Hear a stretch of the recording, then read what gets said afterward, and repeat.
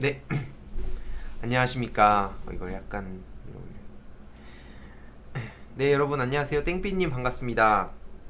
네, 오늘도 이렇게 또 와주신 분들께 감사드립니다. 네, 총선 압승. 네, 모나정님, 더불어개혁님, 네, 다들 어서 오세요. 지금 오늘 알림이 잘 갔나요? 알림 갔으면 채팅창에 1번 한 번씩만 부탁드릴게요. 직접 이런 거 읽어주셔도 될 것 같습니다. 흐르는 강물처럼님. 네. 정태호분 인상 감사합니다. 아, 고맙습니다. 네. 미리네님 아쉽게도 저는 관악갑. 어쨌든 관악이 또 이게 딱 떼놓고 볼 수가 없는 거잖아요. 근데 또 주소를 이사를 올 수 있는 기회는 아직 며칠 남았습니다. 네, 오늘 저도 굉장히 기대가 되는데요. 네, 안녕하세요. 주위에 또 이 방송 오늘 또 되게 중요한 소식들 많이 전해드리니까요. 주위 분들한테도 많이 또 공유 부탁드리겠습니다. 오늘은 뭐 사실 너무나 또 많은 분들이 잘 아시는 민주당의 그 관악을 후보로 계신 정태호 전 청와대 일자리 수석님을 모시고 또 소중한 한 시간 방송할 것 같습니다. 오수석님 잘생기셨다. 이런 댓글들도 보입니다. 뭐 또 인상이 좋다는 분도 계시고요. 네, 고맙습니다. 예, 오늘 그래서 어쨌든 여러 가지 중요한 소식을 한번 같이 제가 좀 직접 여쭤볼 예정이에요. 특히 이 코로나19가 지금 아직 잦아들고 있지 않는 상황이기 때문에 물론 이제 한국에서는 여러 가지 꺾이는 추세라는 얘기도 나오고 있지만 어쨌든 그렇다고 막 다 같이 모여가지고 오프라인으로 하기에는 아직까지는 좀 무리가 있는 것 같아요. 그래서 오늘 이런 게 또 총선에 어떤 영향을 끼칠지 그리고 일자리 관련해서 제가 목이 좀 말라가지고 잠깐 이거 채팅을 한번 직접 읽어주셔도 좋을 것 같습니다. 네, 재난극복 소득 많이 나오네요. 네, 재난극복 기본소득이죠. 네. 지금 50만 원 주자, 뭐 100만 원 주자, 많은 주장이 있습니다. 네. 저는 개인적으로는 해야 된다는 입장을 가지고 있는데 정부하고 좀 얘기가 많이 돼야 될 부분이 있는데요.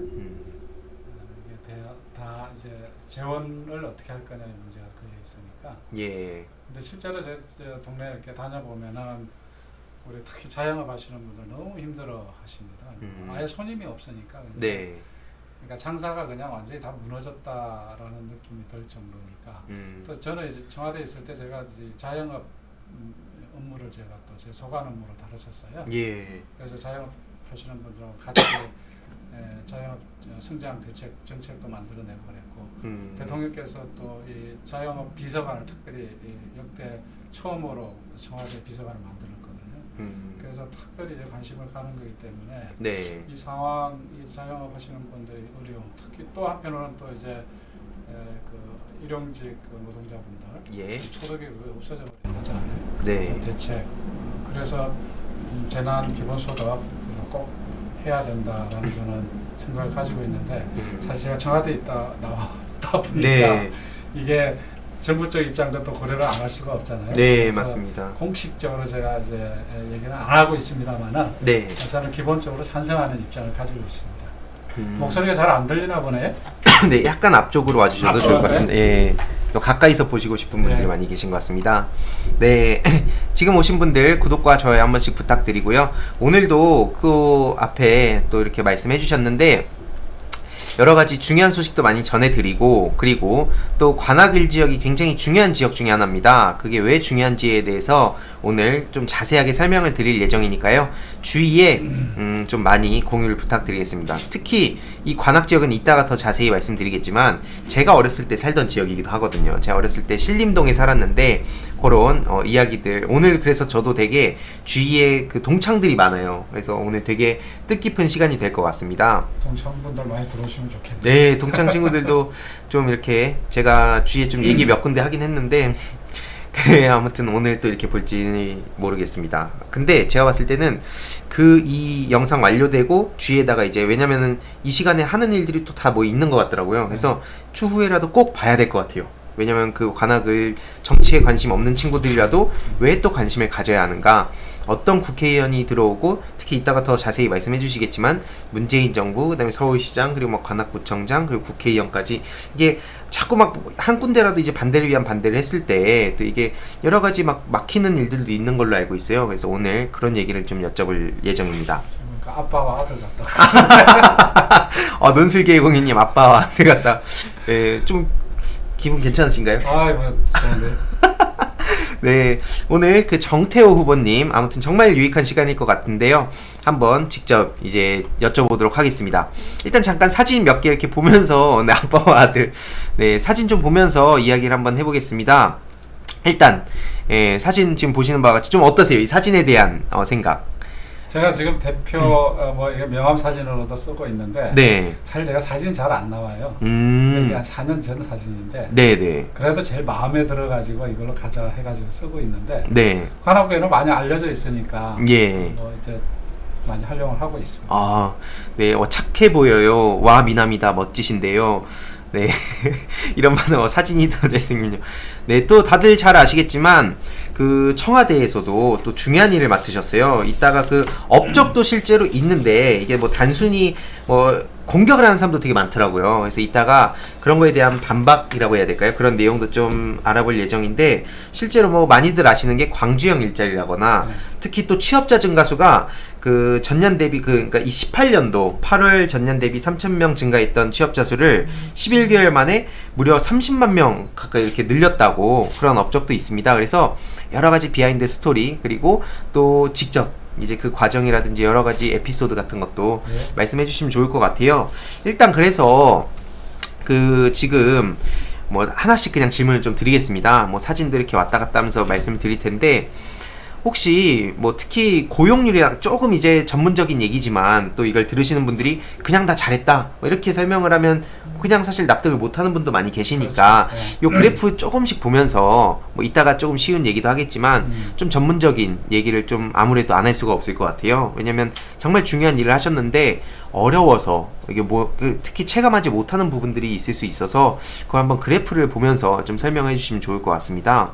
그래서 좀 준비한 자료가 있는데요.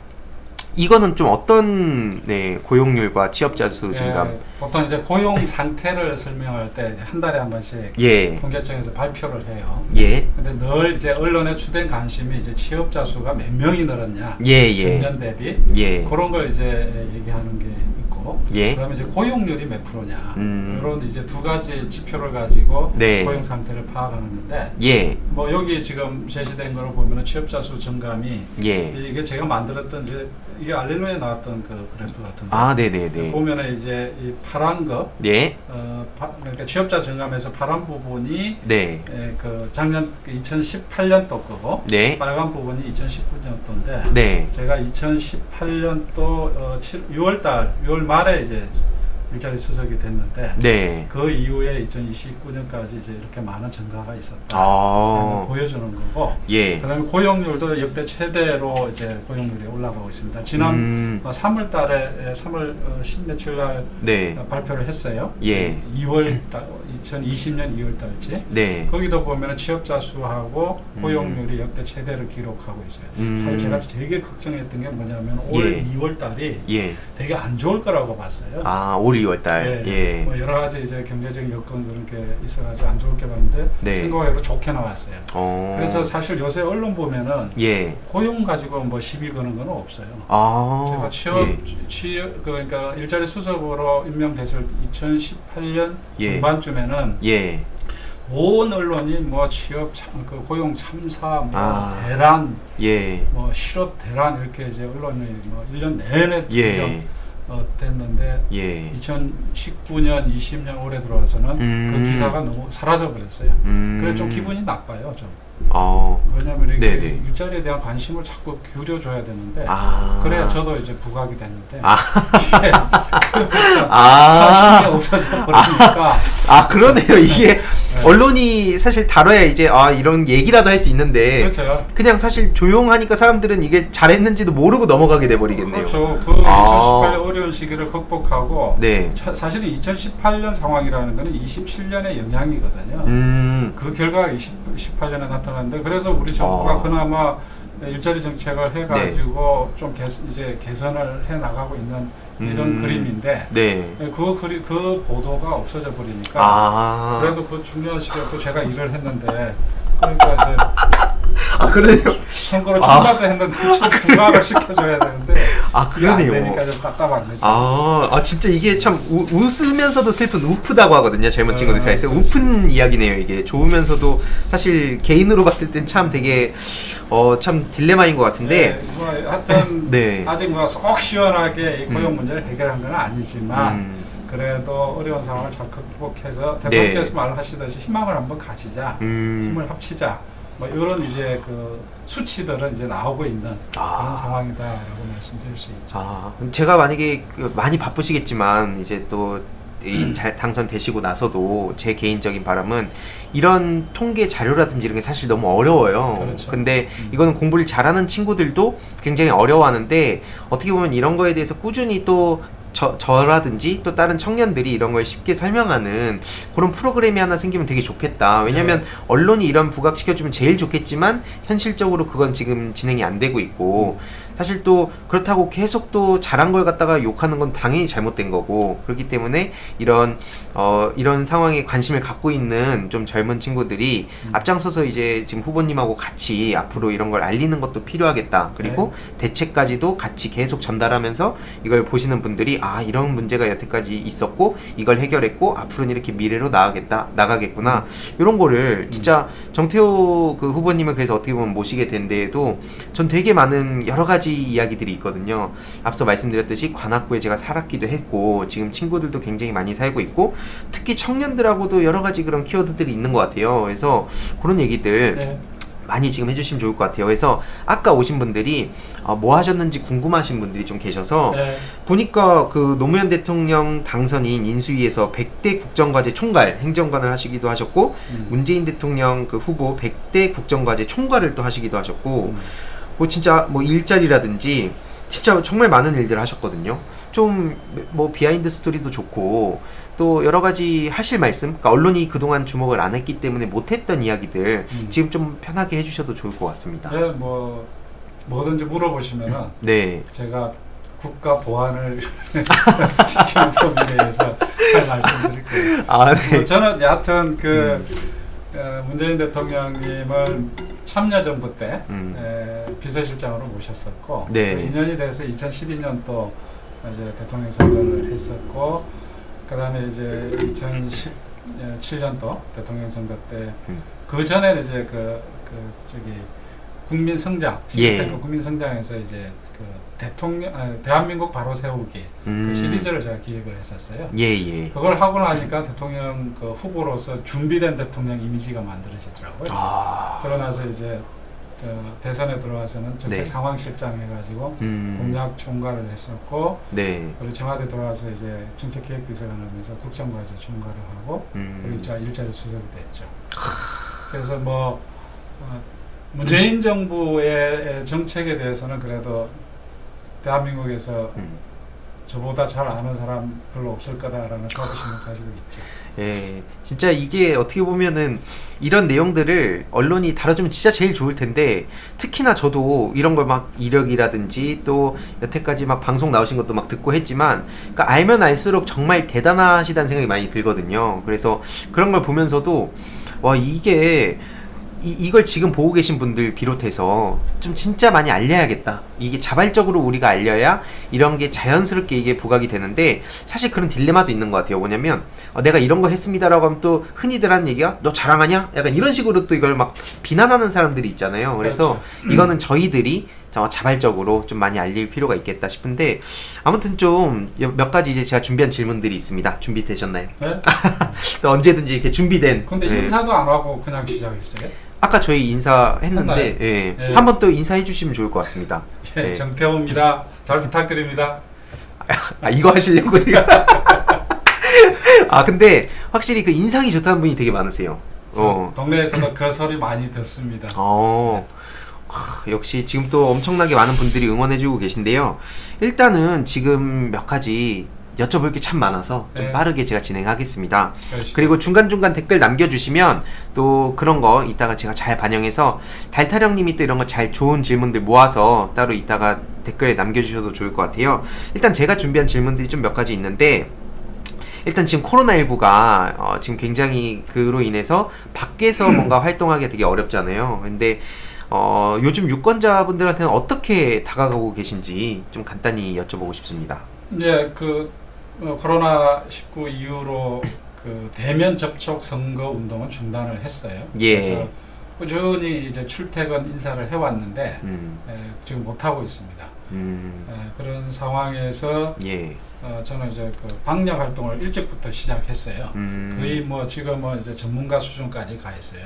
심지어 뭐 주문도 들어오는 상황이고요. 네네. 그래서 꾸준하게 저희들 10개 동인데 네. 이제 9개 동 방역 마치고 이제 하나 이제 남아 놓은 상황인데 네. 최근에 이 그 황교안 저쪽 대표가 예. 매일 그 길거리에 막 뿌리고 다녀가지고 그 효과 없다라는 방송이 나오는 바람에 나는 저 정성들이 하거든요. 네. 진짜 전문가 수준으로 예. 깨끗하게 해주는데 되게 만족도가 높아요. 그래서 이게 황교안 때문에 조금 손해 보고 있는 상황입니다. 그러니까 이게 쇼하는 거랑 진짜 하는 거랑 다른데 네. 보통 봤을 땐 결과적인 걸 볼 수밖에 없기 때문에 이게 참 손해를 보신 예, 상황이에요. 그런데 되게 주민들 만족도가 높아요. 오. 이게 심리적인 면도 있는 것 같아요. 네. 그러니까 제가 여쭤보죠. 그 가게 주인한테 네. 해드릴까요? 그러면 들어와서 하라 그러면 들어와서 제가 꼼꼼하게 해주고 나오면은 네. 뭔가 이 안심이 되는 듯한 그런 느낌이에요. 그러니까 네. 장사도 안 되고 뭐 짜증 나는데 네. 그렇게 저는 이제 제 신분을 밝히지는 않아요. 마스크 쓰고 뭐 옷도 그냥 일반적인 옷 입고 예. 들어가기 때문에 누가 왔는지는 몰라요. 그래서 어디서 왔습니까? 물어보면 동사무소에서 왔습니다. 그래요. 그래서 이제 나오고 이렇게 하고 나올 때 이렇게 보통 다 알아보는 거죠. 대부분이 알아보더라고요. 그래서 뭐 선거 운동도 되는 편이죠. 근데 사실 이제 이름을 밝히고 하게 되면은 그게 선거 운동이 되기 때문에 못 하게 되어 있습니다. 그래서 저는 마스크를 쓰고 예. 그다음에 어떤 봉사단의 일원으로서 활동하고 있습니다. 와, 되게 진짜 계속 뭔가 느낌이 되게 준비된 후보라는 생각이 많이 들어요. 그래요? 예, 왜냐면은 아까 그 큰 국정 과제도 그렇고 오래전부터 되게 이 나라를 위해서도 되게 준비를 많이 하셨는데 지금 이 여러 가지 개인으로 봤을 때도 굉장히 뭔가 준비가 됐다는 게 많이 느껴집니다. 근데 계속 이제 한번 질문 좀 드려볼게요. 이 코로나19가 어쨌든 또 선거에 영향이 아예 안 간다고 보기는 어렵잖아요. 당장 투표를 하러 나가기도 되게 불안해하는 사람들도 실제로 있다고 생각도 하고 또 민생당인가요? 거기서는 또 총선을 연기하자는 주장도 막 있습니다. 좀 이거에 대해서는 어떻게 생각하고 계신지? 우선 총선 연기론에 대해서는 예. 사실 뭐 이렇게 전쟁 때도 선거를 했다. 뭐 이 얘기로 정리가 될 수 있을 것 같아요. 네. 뭐 정부에서도 그걸 검토해 본 적은 없는 것 같고 또 나중에 이제 정치권에서 합의가 돼야 될 상황인데 네. 제가 볼 때는 그거는 불가능한 얘기다 이렇게 말씀드릴 수 있을 것 같고. 네. 그다음에 코로나 이 지금 19 문제와 관련해서는 사실 처음에 예. 그 신천지 그쪽 이 감염자 수가 늘어나면서 네. 우리 정부에 대해서 분위기가 싹 안 좋았었어요. 그런데 네네. 지금은 다녀보면은 아주 분위기가 달라지고 있어요. 뭐냐면은 예. 이게 국제적인 이제 모델이 되는 거 아니에요? 예, 맞습니다. 대응 방안에 이제 대응 방식의 모델이 되다 보니까 예. 여기저기 좋은 소식이 많이 들어오고 있고 해외에서 그런 보도가 있고 네. 그리고 또 그게 이제 일단은 뭐 국내 언론에도 나오게 되고 예. 그러면서 최근에 들어와서는 그야말로 골든 크로스가 생긴 거잖아요. 예. 이제 확진자 수보다 퇴원하는 숫자가 완치자 숫자가 늘어나고 예. 그러니까 지역 주민들도 이렇게 만나보면은 우리 정부가 잘하고 있다. 예. 그래서 실제로 여론조사상에도 정부가 잘하고 있다. 이런 조사가 나오는 것 같아요. 그래서 네. 결과적으로 보면은 이 코로나 이 문제를 우리 정부가 잘 대처함으로써 예. 후보자들한테도 큰 힘이 될 것이다. 저는 그렇게 지금 믿고 있습니다. 진짜 실제로 외신을 보면 전 세계가 한국을 주목하고 있고 이 문재인 정부의 방역 시스템, 뭐 드라이브 스루를 도입한 나라도 있고 진짜 극찬을 하고 있는데 유독 그런 소식들이 국내에선 정작 안 알려진다는 것까지도 알려지더라고요, 해외에. 그러니까 이게 도대체 무슨 상황이냐. 그래서 지금 이번 총선이 그만큼 또 되게 중요하다라는 얘기가 많이 나오고 있고요. 예, 특히 이 관악을 지역이 또 왜 중요한지에 대해서는 이따가 계속 여쭤보겠습니다. 그 또 아무튼 코로나19에 대한 얘기를 잠깐 들어봤는데요. 그 계속 또 신분을 밝히지 않으시면서 방역 잘 부탁드리겠습니다. 근데 밝혀진다니까요. 자연스럽게. 네, 예. 그게 훨씬 더 그쵸. 자연스럽게 이제 알아주시니. 주민들이 더 좋게 보시는 것 같더라고요. 네. 그런 상황에서 뭔가 사실 인지도라든지 이런 것도 뭔가 느껴지지 않으세요? 나 막 이렇게 그냥 식사하고 계신데도 막 와서 알아보시거나 이런 분도 계실 텐데. 처음에는 사실 절 못 알아볼 줄 알았는데 네. 심지어 마스크를 끼고 있으니까. 예. 근데 대부분이 알아보시는 거예요. 그래서 그동안 열심히 내가 돌아다녔나 보다 이런 생각이 들기도 하고 또 뭐 청와대에 있으면서 언론에 좀 가끔 나오기도 하고 네. 이러다 보니까 이제 주민들이 많이 알아보시는 것 같아요. 좀 어떠세요? 막 이렇게 되게 기분이 어떠세요? 가끔씩 이렇게 알아보시면 뭔가 되게 뿌듯할 수도 있고 막 되게 놀랄 때도 막 있고 그럴 수도 있을 것 같아요. 저는 반드시 이겨야 되잖아요. 예. 그런 걸 느끼면은 야 이게 승리에 대한 확신, 아. 더 열심히 해야 되겠다. 뭔가 이게 스스로 막 업되는 느낌 이런 것들을 이제 가지게 되죠. 그리고 이제 또 저를 같이 다니는 또 분들이 계시죠. 네. 봉사단원들이 5명 딱 한 팀으로 움직이는데 네. 그분들이 기분이 되게 좋아요. 그러면 이제 그분들이 또 우리 지지하시는 분들한테 얘기하고 그러면 네. 전체가 이제 분위기가 좋아져요. 그래서 선순환 구조가 되네요, 이렇게. 그렇죠. 이 기세를 몰아서 꼭 한 달 후에 또 반드시 전 승리할 거라 생각하고요. 예. 계속 또 이 기세를 몰아가서 좀 질문을 또 다른 질문 한번 드려볼게요. 이번엔 그 지난주 목요일 날 당원 투표 전당원 투표를 냈잖아요. 당원 4분의 3이 연합비례정당 참여를 찬성한 상황이고 이걸로 뭐 또 일각에서는 중독층이 이탈할 거다 이런 얘기가 나오고 있는데 좀 개인적인 견해는 좀 어떻게 보시는지 궁금합니다. 저는 잘 했다고 생각이 듭니다. 저도 뭐 이게 비례 정당 만드는 거 찬성한 투표를 했는데 네. 물론 이제 중도층 걱정이 있습니다만은 여론조사상으로 보면은 네. 55% 정도가 찬성이에요. 그 중에서 내용을 보면은 네. 이거 불가피하다. 그러니까 미래통합당이 네. 이미 개정된 선거법 취지를 예. 이미 미래통합당이 네. 이미 훼손하고 그쵸. 있는 상황이기 때문에 예. 이거는 불가피하게 해야 된다. 네. 이 여론이 또 크게 있고 또 한편으로는 미래통합당이 제1당 되는 거는 반드시 막아야 된다. 이 예. 또 여론이 한 20% 이상 되더라고요. 네. 그리고 다 합치면 한 55% 가까이 되는데 국민 대다수가 네. 동의를 하는 거죠. 그러면은 그걸 가지고 보면은 네. 제가 볼 때는 중도층의 입안은 크게 걱정할 일은 아니다. 예. 그런 생각이 들고 있더라도 뭐 그게 대세에 예. 영향은 없다 이렇게 보는 거고 실제로 저는 무슨 생각이냐면은 예. 야 이게 그 미래통합당이 1당이 되는 상황을 한번 상상이나 해봐라. 도저히 그거는 미래통합당이 1당이 되면은 그때 예. 가서 통곡해봤자 아무 소용이 없어요. 그쵸. 예. 반드시 막아야 되는 거고 예. 더더구나 문재인 대통령 임기 이제 2년 남겨놓고 있는데 이제 예. 진짜 이제 성과를 보여줘야 될 시기거든요. 예. 그 가능성이 되게 높고 예. 그런 상황에서 우리가 일당을 뺏겨가지고 매번 국회에서 다 그냥 막혀버리면 그 상황을 어떻게 감당하겠어요?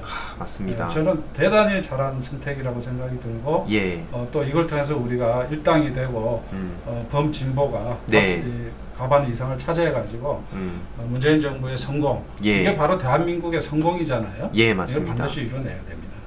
맞습니다. 진짜 정말 저도 격하게 공감이 가고 특히나 그 중도라는 게 저는 개인적으로 항상 이게 보이지 않는 그러니까 어딘가에 계시긴 한데 그렇다고 해서 이게 참 보이지 않더라고요. 이게 근데 그런 상황에서 아무튼 저도 개인적으로 정말 잘 됐다 생각을 하고 그 어떻게 보면 이 청와대 국정기획비서관도 하시고 일자리 수석 비서관도 하시고, 그러니까 문재인 정부의 진짜 되게 중요한 역할들을 정말 딱 맡아 오셨어요.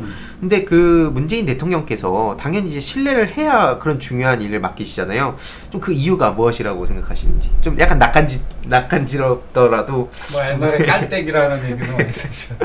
깔때기. 제가 좀 그 기획력과 네. 또 일은 좀 잘하는 편이에요. 선거는 잘 못 치르는데. 아닙니다. 근데 이제는 네. 이제 선거도 잘 치러요. 예, 이제 그래서, 준비가 딱 돼 있는 예, 상황이죠. 예. 아마 그런 걸 높이 사신 것 같고. 예. 그래도 아까 말씀드린 것처럼 이제 그 우리 문재인 정부의 공약 전반을 네. 전체적으로 이해하고 있는 사람이기 때문에 예, 아마 중용을 하신 걸로 생각을 듭니다. 예. 제 일자리 수석 될 때 대통령께서 미안하다고 그러더라고요. 왜 힘든 일은 사실 이게 일자리라는 게 하루아침에 예. 성과가 나오기 어렵잖아요. 네, 그 당시에는 네. 그랬었으니까. 하여튼 그러나 뭐 열심히 진짜 최선을 다해서 일을 했다고 생각이 듭니다. 보람도 있고요. 약간 후회는 없으세요? 이것 좀 더 해볼 걸 뭐 이런 거. 저는 뭐 여한 없이 일했다고 생각이 들어요. 그만큼 또 성과도 있었고. 예. 그래서 다만 아까 말씀드린 것처럼 자영업 하시는 분들을 위해서 더 많은 일들을 좀 했었으면 좋았을 텐데 아쉬움은 좀 남아요. 많은 분들이 궁금해하시는 게 청와대의 사람마다 또 이게 자리마다 다르겠지만 몇 시간을 자는지, 막 몇 시 출근 몇 시 퇴근인지 이게 되게 궁금해하신 분 많으시거든요. 일자리 수석이나 그 국정기획비서관 하실 땐 좀 어땠어요, 일정이? 저는 제가 보통 집에 들어가면 한 11시에서 11시 반쯤 되고 씻고 나면 한 12시 반쯤 되고 네. 일어나는 거는 5시에서 5시 반 사이 일어나고 그 출근은 이제 5시 반쯤에 하고 그게 2년 반 동안 와 진짜 엄청나게 힘든. 그리고 매일 또 이게 딱딱딱 규칙적으로 되는 것도 아니죠. 이게 막 돌발 상황도 뭐 예를 들어서 있다든지. 그렇죠. 그래서 진짜. 뭐 사실 청와대에 있는 것 자체가 예. 근무하는 것 자체가 그 스트레스입니다. 보이지 않는 이 긴장감이 예. 널게 몸에 있는 거거든요. 그래서 사실 청와대는 2년 이상 근무하면 안 돼요. 몸에 병납니다. 그러니까 지금 2년 이상 지금 청와대에 있는 사람들은 네. 몸에 한 병이 몇 개로 남아 있을 거예요. 예전에 그 저도 그 대통령님 그 책 읽으면서 막 그 민정수석 시절인가요? 그 막 치아도 막 뽑으시고 했다고 들었는데, 그러니까 그 정도로 힘든. 그때 아마 10개인가 뽑았을 거예요. 10개. 와, 근데 진짜 저는 참 안타까운 게 저는 이빨이 깨지더라고요. 그냥 이렇게 뭐 씹다가 딱 그냥 깨져버린 거예요. 그냥 그 가만히 스트레스. 있는데 뚝 떨어지더라고요. 이게 두 진짜 개가 깨졌어요. 지금 어떻게 잘 메꾸셨나요? 네, 그 아말감이라고 하나요? 그거 떨었죠. 여러분 이 정도입니다. 네. 이 이빨이 두 겹으로 돼 있는가 봐요. 그러니까 네네. 안에 쪽에 한 겹이 뚝 떨어지더라고요. 근데 뭐 좋게 얘기해서 네. 일 열심히 해서 그렇다 그러는데 치아 관리를 잘 못하는 거죠. 그래도 이게 그만큼 또 스트레스나 이 압박감이나 이런 게 다 종합적으로. 네. 그러니까 저는 가장 큰 스트레스, 그러니까 제가 뭐 저는 짐작을 하는 거지만 일도 진짜 중요하고 막 여러 가지 또 근데 그런 걸 감수할 수 있을 텐데 중요한 거는 진짜 잘하고 있는 거를 안 다루는 걸 넘어서 이걸 왜곡해서 공격하는 사람들이 또 있잖아요. 네. 그때 저는 가장 스트레스를 받지 않을까 싶거든요. 그러니까 뭐 내가 생각한 대로 이게 일이 안 풀릴 때도 있고 뭐 심지어 막 여러 가지 힘든 막 잠을 못 자는 거라든지 여러 가지 부가적인 스트레스도 있을 수 있지만 아니 열심히 하는데도 불구하고 이걸 악의적으로 틀어가지고 공격하는 거 그런 거 엄청 공격도 많이 받으셨을 것 같은데 특히 그러니까 이게 아주 당연한 얘기를 네. 가지고 마치 정부는 그걸 모르는 것처럼 예. 공격하는 경우들이 있어요. 예를 들어서 뭐 이런 거예요. 경제를 살리기 위해서 투자가 많이 이루어져야 된다. 네. 그 정부가 투자 많이 이루어져야 되는 거 모르나요? 그러니까 근데 그럼 어떻게 투자를 더 많이 하게 할 거냐? 네. 대통령은 기업인도 만나고 기업의 친화적인 정책들도 또 쓰고 네. 뭐 이렇게 하는데도 안 될 때는 안 되는 이유가 있는 거거든요. 그러면은 언론도 그렇고 전문가들도 그렇고 네. 왜 그런지를 분석해서 대안을 예. 제시를 해줘야 되는데 예. 대안까지는 않더라도 네. 분석 자체는 객관적으로 해줘야 되는 거잖아요. 그런데 그런 것들이 없이 그냥 언론도 그렇고 학자도 그렇고 투자를 늘려야 된다. 투자를 네.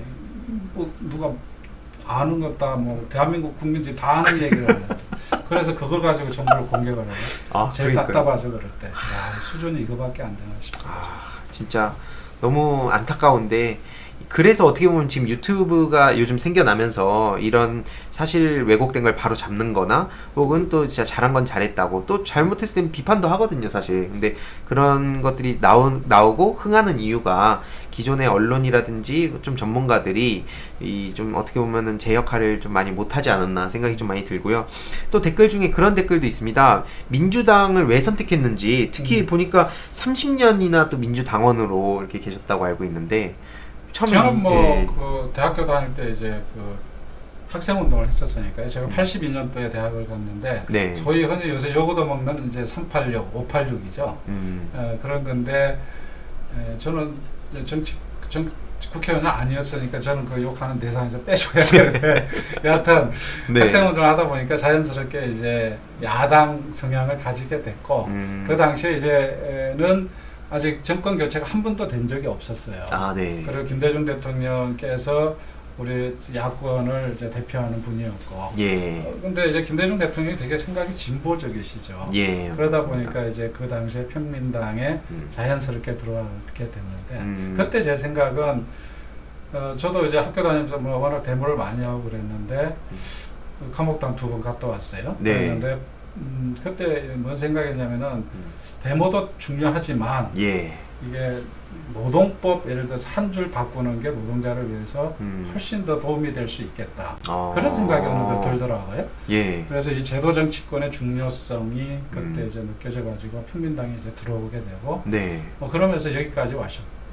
근데 이제 관악구는 제가 아무래도 이제 그 학교가 대학을 다닌 데가 거기니까 자연스럽게 이제 그 관악구에 인연을 맺게 된 거고 좀 뭐 한 38년 됐네요. 38년 동안 38년 됐고 관악 주소로 치면은 30년 결혼을 91년도에 해가지고 거기서 이제 주소지 해가지고 지금 살아오고 있고 제 본적이 관악구 신림 1동으로 돼 있어요. 지금 희도님보다 관악구 선배인 듯 이런 댓글 달렸는데 진짜 제가 92년에 관악구에서 태어났거든요. 92년? 관악구 92년 1월 제가 그래서 관악구 제가 신림 2동 82년도에 대학을 갔으니까 대선배님이시네요. 관악구 대선배님이십니다. 아니 저는 했던 게 옛날에 제가 관악구 신림 2동 현대아파트 쪽 살아서 막 도림천이 있고 여러분 그 서울대 근처예요 거기가. 그래서 제가 거기에 막 신성초 신림중 나오고 그때는 어렸을 때 제가 뺑뺑이로 학교를 가니까 엄마 나 저기 대학교 가는 건데 그 서울대를 보면서 그냥 그런 얘기했다 엄마한테 혼났거든요. 그 신림동 몇 동에 살았어요? 저 신림 2동 살았습니다. 제가 지금 신림 2동 살잖아요. 신림 2동 제가 지금 이름은 서림동으로 바뀌었죠. 신림 2동. 와 진짜 신림 2동 현대아파트. 저 현대아파트 출신이에요. 몇 동? 107동 살았습니다. 106동. 아니 와 이게 그러니까 진짜 신기한데 제 실제로 지금 현대 사는 친구들 되게 많아요. 아직까지 거기 사는 친구들 많아서 제가 우리 당원들한테 유보자 찾기 운동하고 있거든요. 정의 한 정이 20명씩 들어가는 거. 그거 드릴 테니까. 진짜 여기서 이렇게 또 제 고향이라고 해야 돼. 고향에 계신 분들도 이렇게 만나서 앞으로도 진짜 제 친구들한테도 계속 홍보하고 많이 알려야겠습니다. 진짜 그 어릴 때 거기서 자랐으면 진짜 친구들 많을 거 아니에요. 제 동창들 다 거기 살고 있더라고요. 되게 신기하네요. 저 그래서 맨날 그 도림천 쪽에 농구장도 있고 거기에 계속 막 친구들이랑 놀러 갔었거든요. 거기서 도림천 농구장에서 뭐 우리 지역의 청년들 엄청 운동 많이 하죠. 지금 채팅창도 되게 신기하다고. 아니 꼭 되셔야겠습니다. 아니 106동, 107동이 바로 옆에 동이잖아요. 바로 옆에 이렇게. 야 이거 진짜 대단한 인연인데. 그러니까요. 이런 게 다음에 한번 동네로 가서 제가 또 찍어야겠습니다. 우리 동네 와서 방송 한번 하죠. 진짜 되게 저도 옛날 그 지역이 어떻게 변해 있는지 그 한번 꼭 한번 그 콘텐츠 해보겠습니다. 되게 신기하네요. 희대님 도와주세요. 진짜 신기해. 25년째 살고 계신 분도 계십니다. 그래요? 저희 후배님 다음에 같이 방송할 때도 이렇게 와서 오시면 좋겠네. 진짜 되게 신기합니다. 승리의 조짐이 보이네요. 이거 진짜 승리의 조짐이 보입니다. 저 진짜 소름이 돋았습니다. 이거 희등이 이웃집 아저씨. 여기 산지 아직 1년밖에 안 된 분도 계십니다. 그 다음에 아니면 네. 이게 이렇게 오프라인으로 많이 모이긴 어렵지만 그래도 어쨌든 관악에 사시는 분하고 같이 해서 저도 옛 그 고향을 찾아서 콘텐츠 한번 해봐야겠는데요. 아, 한 달 좋네. 전에, 한 달 네. 이내로. 예, 꼭 약속하고 찾아뵙겠습니다. 예. 미리 해서. 와, 이런 분이 꼭 당선돼야 합니다. 그러니까 진짜 관악에 38년 동안 계셨고 30년 민주당원, 뭐 더 이상 뭐 볼 게 있습니까? 또 게다가 김대중 정부, 또 노무현, 문재인 정부까지 이어지는 정말 중요한 일들 하셨는데 좀 다시 좀 질문으로 돌아와서 그 역대 대통령들과의 좀 인연 좀 짤막하게 궁금해하신 분도 계실 것 같아요. 혹시 뭐 짤막하게 뭐 한 분 한 분씩 좀 어떤 인연이 있었는지 좀 김대중 대통령이면 저는 이제 그 대통령직 그 정권 교체하고 대통령직 인수위원회 예. 행정관을 했었는데 그때 이제 100대 국정과제라는 게 처음 나오게 되는데 그걸 실무적으로 이제 총괄하는 역할을 했었어요. 그때 이제 뵌 건데 그리고 이제 제가 노무현 대통령 때 청와대 이제 정무팀장을 했었어요. 정무기획비서관 팀장 뭐 나중에 잠깐 대변인도 하고 그랬는데 네. 그 정무팀장을 하면은 네. 전직 대통령 그 생일 또는 1월 1일 신년에 네. 꼭 현직 대통령이 난을 이제 전달을 했거든요. 그때 네. 저는 이제 전두환 전 대통령도 만나고 그랬는데 네. 그 김영삼 대통령도 보고 그랬었죠. 근데 이제 김대중 대통령을 뵈면은 네.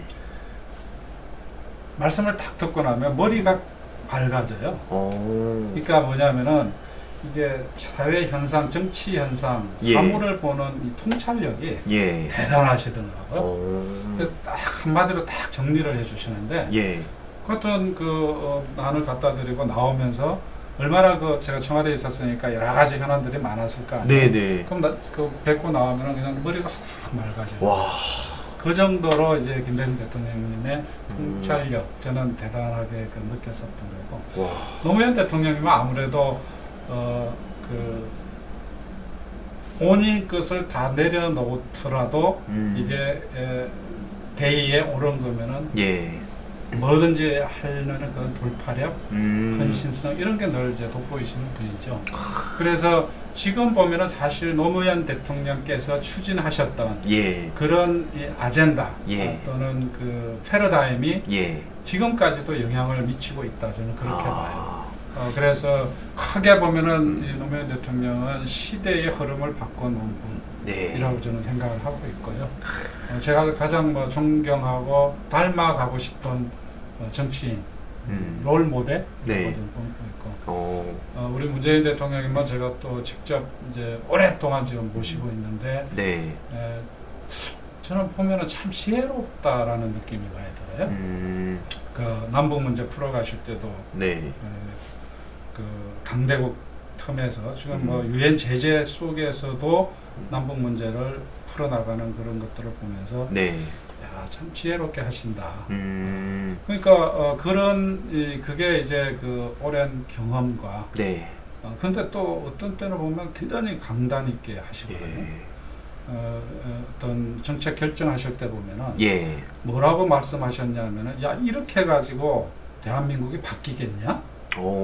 선거 때도 그랬고 청와대에 있을 때도 그랬고 뭔가 이렇게 근본적 변화에 대한 그 추구, 예. 의지 예. 대단히 강하시죠. 근데 그 문제들을 풀어 나가는 걸 보면은 네. 이게 지혜롭게 하시더라고요. 그래서 그런 장단점이라기보다는 그런 특징을 각자의 그러면은 아마 이걸 보시진 않겠지만 그래도 그 흔히 옛날에 그 방송에서 그런 거 많이 했죠. 영상 편지처럼. 역시 내공이라고 얘기했는데 네. 대통령님은 진짜 내공이 있으셔서 저는 그렇게 늘 느껴왔죠. 대통령님께 이것도 아주 가장 적절한 말일 것 같고요. 그 한번 문재인 대통령님께 한번 영상 편지 한번 부탁드리겠습니다. 어차피 보시진 않겠지만 어떤 말씀하실지가 궁금해가지고. 저요? 네, 짧게. 네, 대통령 안녕하십니까? 방송에서 대통령 이제 얼굴 대하면서 마음이 많이 아픕니다. 너무 힘드신 것 같아가지고 얼굴이 많이 상한 듯한 느낌이 들어서 걱정을 많이 했습니다. 그러나 잘 해결해 나가실 것이라고 믿고 있고요. 대통령님이 그리는 국민의 나라 정의로운 대한민국 반드시 이루실 거라고 확신하고 있고, 저는 반드시 국회에 들어가서 대통령님이 추구하시는 대한민국 꼭 이룰 수 있도록 뒷받침해 드리겠습니다. 와, 여러분 박수 한 번씩 부탁드려요. 이거 딱 하시는 순간에 실시간 1000명을 돌파했습니다. 그래? 와, 진짜 뭔가 딱 이 감동적이네요, 진짜. 네. 와, 그 대통령님과 함께 일하시면서 좀 재밌었던 일화나 에피소드 같은 게 좀 있을까요? 얘기를 해야 될지 모르겠는데, 네. 그 우리 수석들끼리 대통령 네. 앞에서 이 논쟁을 많이 합니다. 근데 제가 이제 추진하던 정책이 하나 있었는데, 대통령 앞에서 뭐 비서실장님, 뭐 정책실장 관계된 수석들하고 뭐 토론이 있었는데, 네. 막 제가 이 토론을 하면서 그게 거기에 그냥 매몰됐는지 뭐 아이씨 뭐 이런 식으로 이렇게 이게 이 말을 툭 던졌나 봐요. 네네네. 그러니까 이제 상대가 나한테 이 반박을 하는 거에 대해서 답답하니까 그 말을 했던 것 같은데, 네. 갑자기 그때는 난 몰랐어. 몰랐는데 대통령이 팍막 파한대소를 하시는 거예요. 네. 그래서 나는 아니 대통령께서 내가 얘기를 했는데 왜 저렇게 웃으시나 이제 하고 지나갔어요.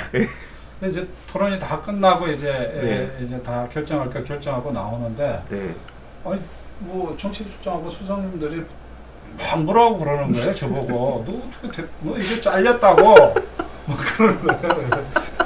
내가 무슨 일이 있었냐 그러니까, 야 너 어떻게 대통령님 앞에서 그렇게 쌍소리를 할 수 있냐 그러는 거예요. 그래서 아니 내가 뭔 얘기를 했는데, 그러니까 뭐라고 그랬다는 거야. 그래서 진짜 저도 깜짝 놀랐어요. 네. 근데 대통령께서 그걸 보고 그렇게 반대소를 하셨다 그러더라고요.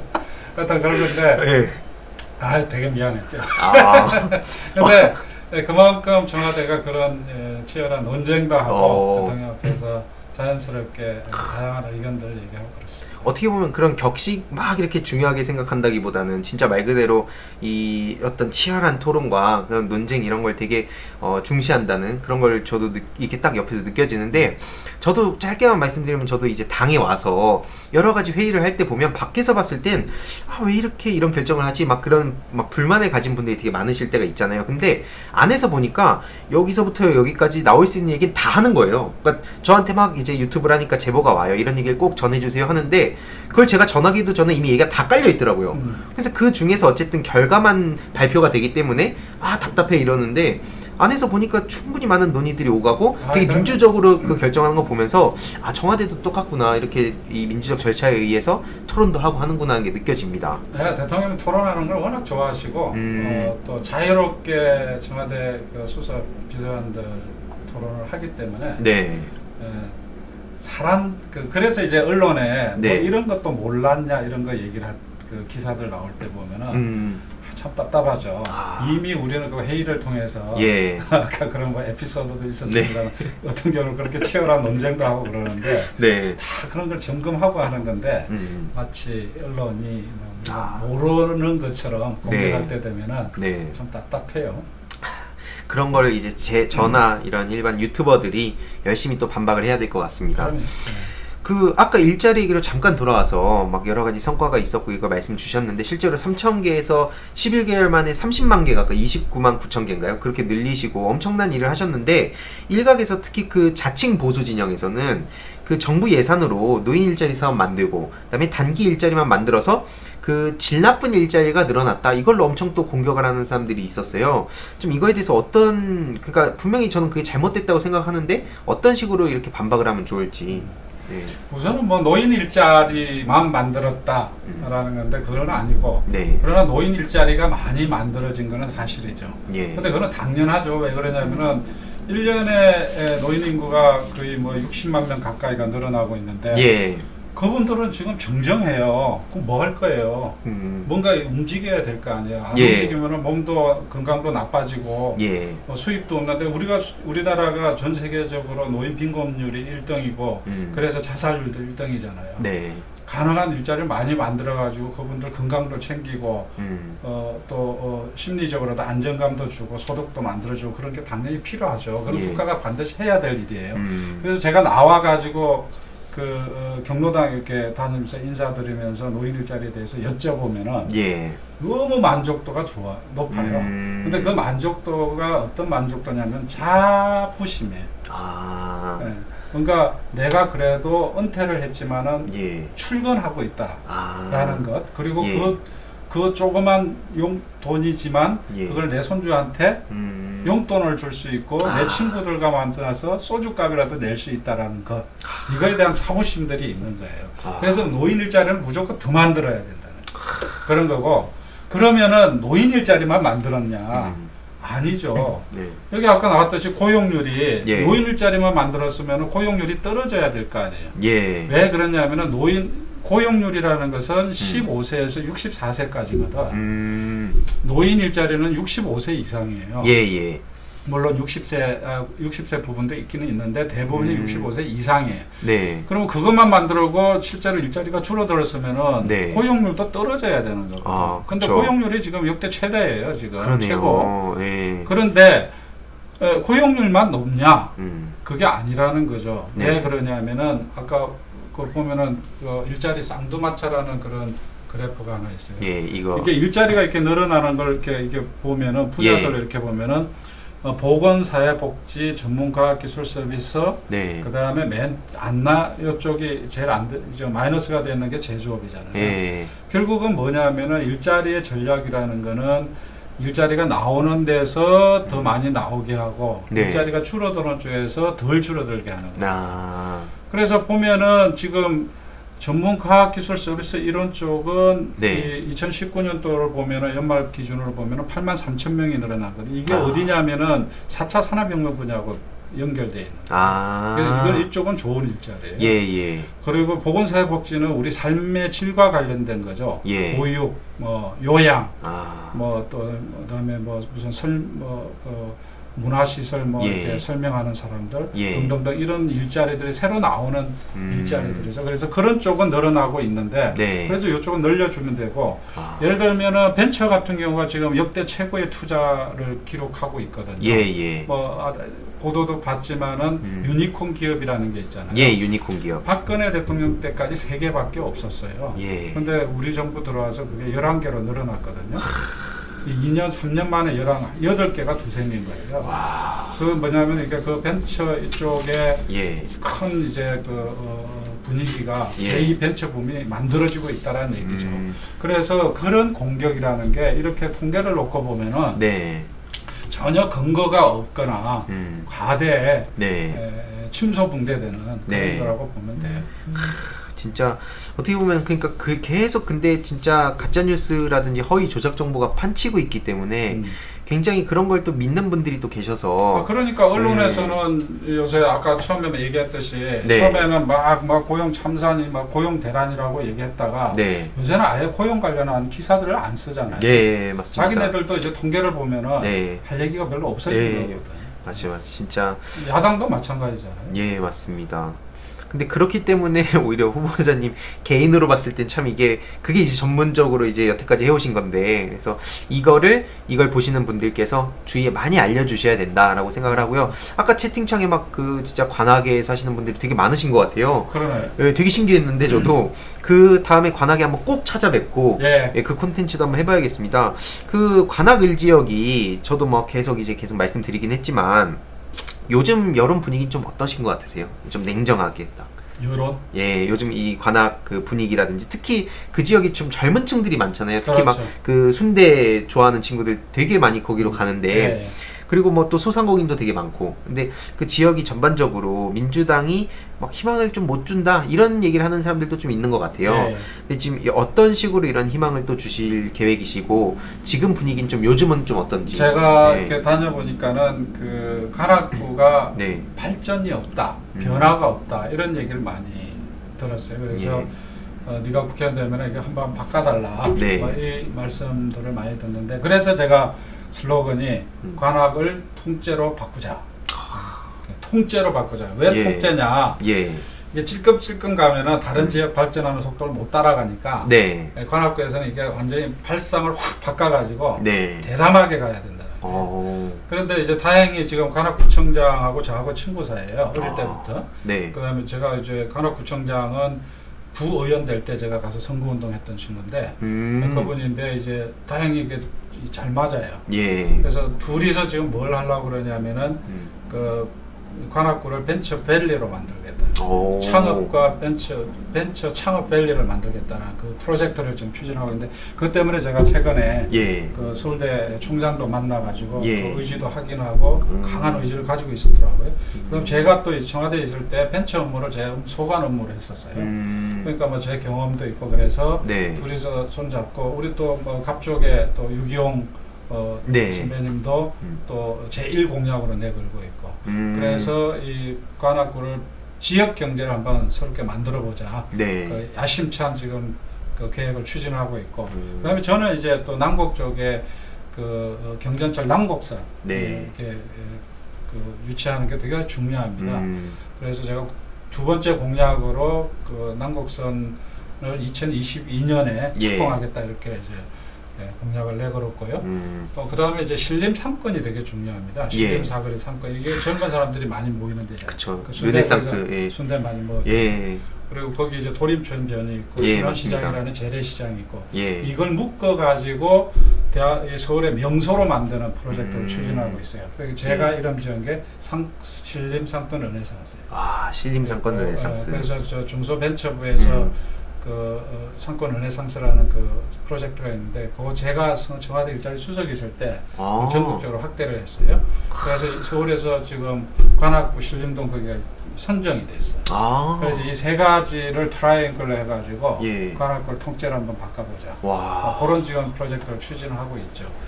근데 그걸 하려면은 네. 결국 이제 중앙정부나 네. 서울시 도움이 필요하거든요. 네. 관악구는 돈이 별로 없으니까. 네. 제가 이제 되면은 어떤 예산 많이 갖고 와가지고 관악구를 확 뒤집어 놓으려고. 되게 기대됩니다, 저도.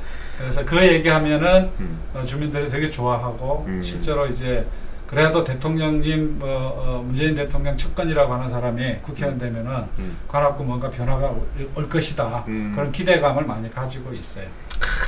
그래서 진짜. 제가 힘들게 구청 저 이번 후보 경선을 통과했잖아요. 네, 정말. 경선을 치열하게 치렀는데 제가 통과한 거는 그래도 이제 문재인 대통령 백으로 네. 대통령이랑 가까우니까는 이게 관악구를 뭔가 바꿀 수가 있겠다 그런 기대감 이게 이제 반영된 게 아니냐 저는 그렇게 해석을 하고 있습니다. 진짜 그 획기적으로 바뀔 것 같다는 기대감이 들기도 하는 게 실제로 그 지역이 막 가불로 막 나뉘어 있고 한데 어쨌든 그 관악이라는 그 지역 자체가 되게 젊은 뭐 제 주위 친구들도 있어서 그런지 모르겠지만 막 샤로스길도 제 다른 지역에 사는 친구도 막 자주 가서 모이거든요. 그리고 아까 그 순대촌이라든지 그리고 그 서울대가 아무래도 그쪽에 있다 보니까 많은 사람들이 좀 그 근처에 많이 오더라고요. 그래서 저도 자주 거길 지나다니는데 되게 젊은, 되게 힙하다고 하거든요. 젊은 친구들 사이 힙한 느낌이 많이 들어서 관악구가 단순히 그러니까 젊은 층을 노려서 막 젊어지게 한다가 아니라 자연스럽게 거긴 지역이 되게 젊은 느낌이 많이 들어서 그런 되게 저도 기대가 많이 됩니다. 네, 우리 관악구가 다른 지역에 비해서 젊은 사람들이 많아요. 네, 맞아요. 그래서 진짜. 이제 청년들을 위한 그런 이 정책 예. 또 대단히 중요한 거고 네. 그런 별도로 지금 제가 준비를 하고 있습니다. 그러니까 되게 기대가 진짜 많이 되는데 네. 어떻게 보면 이번에 그러니까 정태호가 꼭 돼야 한다. 그 이유를 뭐 앞에 쭉 말씀 주시긴 하셨는데 핵심적인 키워드 같은 거 하나 있으면 좀 말씀 부탁드리겠습니다. 예, 그거는 뭐 분명한 거는 이 관악구가 통째로 바뀌기 위해서는 네. 힘 있는 정태호가 해야 된다라는 거고 네. 문재인 정부의 성공을 예. 위해서는 정태호가 꼭 국회에 들어가야 된다. 이렇게 정리를 저는 깔끔한데요. 네. 아니 특히 젊은 친구들은 그 핵심 딱 잡아주는 게 네. 중요하잖아요. 좀 그 관악에 대해서 좀 마치기 전에 좀 이렇게 보여드릴 게 있어서 이거 보면서 한번 얘기를 해보면 좋을 것 같아요. 시청자분들도 이게 보시면은 또 이 밑에 내용에 보면은 더불어민주당 창당 60년 기념사업 추진위원회 간사를 하셨는데 그게 이제 여러분 이 책이거든요. 이게 더불어민주당의 그 60년사가 담긴 책인데 이 책을 보니까 뒤쪽에 여기에 보이시나요 여러분? 예, 여기 네, 좀 약간 흐릿하긴 한데 정태호 그 관악을 지역위원장에서 있잖아요. 이거 본인 맞으시죠? 네. 아니, 죄송합니다. 예, 아니 이게 어떤 좀 비하인드 스토리 같은 거 좀 들려주시면 좋을 것 같아요. 네, 이게 우리 당 창당 60년 기념 예. 사업회에서 발간한 네. 우리 당의 최초의 역사책입니다. 정리한 건데 이거를 제가 집필 총괄 간사를 했죠. 했는데 이 사업 자체를 제가 제안을 했었어요. 왜 그러냐면은 그래도 네. 우리가 집권까지 한 당인데 네. 우리 당사 한번 정리가 안 돼 있다는 게 저는 너무나 그게 아쉽더라고요. 적어도 우리 당을 지지하는 사람은 우리 당이 어떤 역사를 가지고 왔는지를 알아야 네. 이 뭔가 자부심을 가질 수 그쵸. 있고 그렇지 않겠어요? 예, 맞습니다. 제가 이게 계기가 됐던 게 2010년인가에 네. 독일 나우만 재단 초청으로 아, 예. 한 2주 동안 가가지고 산속에서 교육을 받은 적이 있었어요. 나우만 재단이라는 게 이제 자유당이라고 예. 그래서 조그만 이제 중소 정당인데 늘 이제 기민당하고 네. 연정을 하는 그 아주 보수적인 정당이에요. 근데 그쪽에 이제 초청을 받아가지고 제가 갔는데 자기네 당의 역사를 쫙 설명을 해주는데 야 이런 조그만 정당도 자기 역사를 이렇게 일목요연하게 정리를 해주는데 네. 과연 나는 이 민주당 생각을 하면서 우리 당 역사를 얼마나 내가 알고 있느냐 정말 창피하더라고요. 그래서 이번에 그때 이제 그 60년 기념 사업회 할 때 제가 예. 제안을 해가지고 이걸 정리하는 이제 총괄 간사 역할을 했죠. 와, 깜짝 놀랐습니다, 진짜. 예. 이게 그러니까 한마디로 역사, 더불어민주당의 역사가 담겨 있는 그렇습니다. 거거든요. 이게 감사합니다. 참 진짜. 이번에 저 더불어민주주의인가요? 예, 책자. 맞습니다. 그것도 이제 보면은 감수자가 정태호로 돼 있습니다. 아, 그래서 와, 곳곳에 이게 있네, 이렇게 계시네요, 그래도 손길이. 그 당을 위해서 이런 또 뭐랄까 기업 예. 공이 좀 있습니다. 그런 거 되게 잘하시는 것 같아요. 이렇게 뭔가 잘 정리를 하시고, 아까 막 댓글에도 막 기획통 같다 이런 말씀도 막 하는 분들이 계셨는데, 뭔가 곳곳에 이 민주당의 흔적이 남아있는데 중요한 건, 이게 사람들이 잘 몰라서, 이런 거 이제 좀 많이 알려야겠다 생각이 들었어요. 그러니까 여러분, 이런 게, 어떻게 보면은, 진짜 이 하나하나 흔적, 그러니까 눈앞에 지금 보이는 게 아니라고 하더라도 이렇게 내막을 들여다보면 그 진정성이 느껴진다 보거든요. 그러니까 막 이걸 내가 굳이 이런 거 하나하나 엄청 어필하고 이런 게 아니라 이렇게 자연스럽게 알게 된 게 전 되게 신기해가지고 많은 분들이 지금 이거 되게 궁금해하세요. 60년사 이 책 너무 읽고 싶다. 진짜 지금 책이 굉장히 두껍습니다. 일단 보시는 바와 같이 굉장히 두껍고 여기에 말 그대로 민주당의 역사가 담겨 있고 그거를 종합하신 분이다. 또 다른 것들을 한번 좀 더 볼게요. 뭐 관악의 그 창업밸리, 관악 일자리. 어떻게 보면은 그 과거에 일자리 관련해서도 광주형 일자리에 또 큰 일을 하셨다고. 네. 예. 그래서 이것도 하나 뭐 이렇게 말씀해 주실 게 있으면 간단하게. 네, 관악구는 이제 자영업이 많습니다. 네. 자영업이 대부분인데 관악구 나름의 이제 지역 경제라는 게 사실상 없는 거나 마찬가지고 그러니까 늘 못 사는 동네처럼 이제 돼 있단 말이에요. 그래서 지금 저는 결국 관악구에 맞는 경제, 지역 경제가 뭐냐? 네. 서울대학교를 잘 활용하는 게 제일 중요합니다. 서울대학교는 가장 좋은 기술 아이디어를 가지고 있는 데거든요. 미국의 스탠포드나 중국의 칭화대, 네. 그 주변에 실리콘밸리가 만들어지고 중간촌이 만들어지고 그러잖아요. 네. 마찬가지로 서울대 주변에도 술집이 아니라 네. 이런 창업 기업들이 스타트업들이 모이는 그런 단지가 돼야 되는 거죠. 예. 저는 그것이 관악구가 가질 수 있는 경쟁력이라고 생각해서 관악구를 창업밸리, 벤처밸리로 만들겠다고 해서 지금 제1 공약으로 내걸고 있죠. 와, 좋습니다. 근데 이게 사실은 제가 왜 이걸 좀 자신감 있게 하는 거는 제가 네. 이제 광주형 일자리를 해봤잖아요. 그쵸. 광주형 일자리, 구미형 일자리를 했는데 네. 사실 아무도 기대를 안 했어요. 처음에.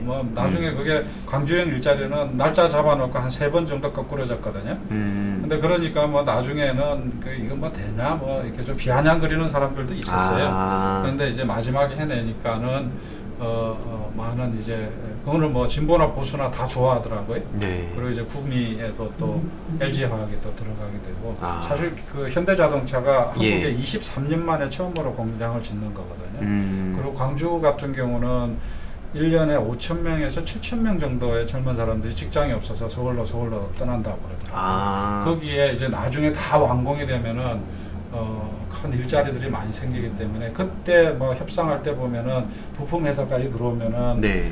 현대자동차 분석에 10,000명까지도 늘 수도 있다 일자리가. 그런 정도로 이제 큰 사업인데 네. 일단 잘 성공을 시켰기 때문에 저로서는 이제 자신감이 막 붙은 거예요. 그러다 보니까 이제 관악구도 예. 그래서 막 내지르고 있는 거예요. 제가. 일단 내질러 놓고 수습하려고. 그런데 그래서 관악구도 이제 창업 벤처밸리 만들고 네. 남곡선 2020년 착공하고 예, 남곡선. 그다음에 뭐 신림 사거리 상권을 해상해가지고 관악구 예. 확 뒤집어 놓겠다. 이게 이제 제가 뭐 주민들께 예. 지금 자신 있게 얘기하고 있는 거죠. 주거 환경도 통째로가 되게 핵심인 것 같아요. 아예 네. 지금 통째로 그 신림 상권 통째로 살리기. 네. 이 키워드가 통째로입니다. 제 슬로건의 키워드는. 예, 통째로 안전한 관악을 만들겠다. 이제 뭔가 이걸 보시는 분들은 통째로라고 하면 이제 바로 정태호 후보님 떠올리실 것 같아요. 그렇죠. 통째로, 통째로 바꾸겠다. 나중에는 진짜 뭐 지금도 일자리라든지 이것도 되게 크게 획기적으로 막 30만 개를 늘리기도 하셨지만 앞으로도 또 많은 분들이 계속 찾을 것 같아요. 통째로 우리나라에 여러 군데 바꿀 게 참 많잖아요, 사실. 아니 제가 진짜 그 좀 뭐랄까 좀 샤이하다 그럴까? 그래서 내가 잘 못하는데 네. 제가 진짜 그 일자리 수석이 됐을 때 예. 취업자 증가 숫자가 3,000명으로 뚝 떨어진 거예요. 근데 그게 딱 그만둘 때쯤에 30만 명이 된 거거든. 예. 딱 100배 늘어났잖아. 100배가 근데 이게 100배라고 하기에는 너무 뭔가 뻥치는 것 같기도 하고 그래가지고 말을 내가 좀 조심스럽게 하는데 네. 생각해봐요. 딱 1년 지나가지고 그러니까요. 3,000에서 30만 명이 됐어. 내가 그때 다들 막 언론에서 난리가 났어. 이게 고용 참사, 교용 대란 이래서 네. 내가 언론 인터뷰하면서 정태호 이름으로 1년 후에 20만 명을 내가 늘리겠다라고 와. 선언을 했었어요 그때. 그 기사 언론 기사 보면 나옵니다. 예. 정태호 이름으로 20만 명으로 간다. 2019년 네. 상반기에는 네. 그리고 실제로 그렇게 됐어요. 그러니까 저는 일 잘한다고 얘기하고 자신 이건 진짜 맞습니다, 여러분. 이거는 박수 한번 딱 나올 타이밍인 것 같아요. 이게 확실히 그러니까 그런 자신감이 있기 때문에 그냥 무차별적으로 공약을 남발하는 사람들 있잖아요. 뭐 제가 누구라고 뭐 어떤 당 이런 게 아니라 실제로 그런 사람들이 있는데 여태까지 걸어오신 길을 보면 종합적으로 진짜 많은 그 구독자분들이 좋아할 수밖에 없습니다. 그리고 이렇게 특히 관악에 사시는 분들이 보신다면 아니 이렇게 약속을 여태까지 다 이행해 오시고 그러니까 이 공약도 충분히 이행할 수 있지 않겠냐. 설령 그게 막 또 앞으로도 계속 한순간에 되는 건 아니니까 앞으로도 계속 큰 기대를 걸 것 같은데 네. 좀 관악 주민분들한테 좀 하시고 싶은 말씀 있으면 네. 아니면 또 전체적으로 관악 주민분들 뿐만 아니라 또 그 다음에는 전체적으로 이 민주당을 응원하는 분들한테 그리고 국민분들한테 좀 종합적으로 말씀해 주시면 좋을 것 같아요. 네, 아까 제가 정리 드렸잖아요. 관악구 통째로 바꾸려면 정태호 국회의원 만들어야 되고 문재인 정부 성공해서 대한민국 성공하려면 정태호 국회로 보내셔야 됩니다. 예, 그러면 저는 일 잘하는 국회의원, 일자리 만드는 국회의원 될 겁니다. 여러분 오늘 어떻게 보면 1시간이 어떻게 지났는지 모를 정도로 너무 유익하고도 또 재밌었어요. 이렇게 그래? 예, 제가 막 옆에서 이렇게 웃으면서 약간 이렇게 툭툭 이렇게 좀 이렇게 장난치기도 했는데 그걸 또 되게 재미있게 받아주셔가지고 저도 정말 재밌는 방송이었고 제가 정말 그 한 달 이 선거가 딱 한 달 남았네요. 보니까 한 달 이내로 제가 꼭 그 관악구 가서 지역 오랜만에 어떻게 되는지 좀 고향을 한번 좀 봐야 될 것 예. 같습니다. 그때도 반겨 주실 거죠? 예. 여기 지금 보고 계신 아까 뭐 이명수 님도 관악에 오래 사신 분 같고 나중에 그 콘텐츠 할 때 관악에 사시는 분들 한번 같이 구경 와주셔도 좋을 것 같아요. 아, 좋습니다. 여러분 그러면 오늘은 진짜 벌써 1시간이 지나서 아쉽게도 방송을 여기서 마쳐야 될 것 같고요. 저희 정태호 후보님하고는 조만간 제가 관악으로 가는 걸로 한번 또 약속을 하겠습니다. 아무튼 그래도 또 종합적으로 또 유튜브를 또 하시죠 후보님. 예. 제가 잠시만요. 예, 여러분 카카오톡에서 정태호 후보님 되게 아쉽잖아요. 더 많은 소식을 이렇게 듣고 싶으신 분들은 카카오 채널 정태호 검색하시면 정태호 관악글이 뜬다고 합니다. 친구 추가도 꾹 눌러주시면 좋겠고요. 유튜브에도 정태호 TV 하면 나오나요? 예. 제가 한번 이거는 직접 띄워야겠습니다. 오늘 또 이런 유익한 시간을 이렇게 가졌는데 직접 구독과 좋아요를 또 부탁드려야죠. 왜냐면 이게 여러분 1000명은 지금 잠시만요. 아니 한글로 해야 돼요. 이미 또 많은 분들이 또 보고 계십니다. 음. 네. 네, 여러분. 그냥 가보고 싶었습니다. 이거 한번 다음에는 이 영상도 한번 제가 공유를 해서 유튜브에 따로 또 커뮤니티에 올리겠습니다. 이 방송을 지금 못 보신 분들이 계실 수 있기 때문에 정태호TV 여러분 구독 많이 해주시면 감사하겠습니다. 정태호TV 지금 3,770명이 있는데요. 저희 이 방송 끝나고 또 주위에 많이 알려서 빨리 10,000명 일단 넘도록 구독했습니다. 감사합니다. 링크도 제가 채팅창에 남겨놓을게요. 고맙습니다. 정태호TV 구독. 제가 이거는 한글로 해야 돼요. 맞아. 정태호TV 구독. 이렇게. 영어로 된 정태호 TV가 있더라고요. 다른 거구나. 영어로 된 거는 다른 겁니다, 여러분. 여기 들어오시면 한글로 그랬어요. 이렇게 한글로 청와대 일자리 수석 이렇게 써 있고요. 네, 구독 10,000명 돌파할 수 있도록 주위에도 많이 공유 부탁드리고요. 아무튼 오늘은 또 바쁘시기 때문에 여기서 마치도록 하겠습니다, 여러분. 같이 인사드리는 걸로 하고 정태호TV 구독, 좋아요로 하겠습니다. 네, 정태호TV 구독, 좋아요, 네, 알림 설정까지 부탁드릴게요. 다들 감사합니다. 감사합니다.